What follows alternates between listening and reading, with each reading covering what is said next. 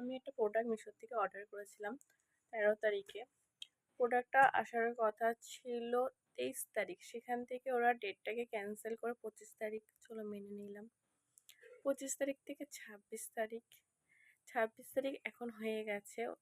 তো 26 তারিখ থেকে আজকে হচ্ছে 28 তারিখ। ওদের অর্ডারটা এখনও দিল না। কোম্পানিকে কল করছি, দিয়ে যাবে 7টার ভিতরে, রোজই এই কথাটা বলছে। জানি না আর কয়দিন ওয়েট করলে আমার 13 তারিখ হয়ে যাবে, মানে 1 মাস হয়ে যাবে। মিশো অর্ডার এত জঘন্য, ডেলিভারি ধারণার বাইরে হয়ে গেছে।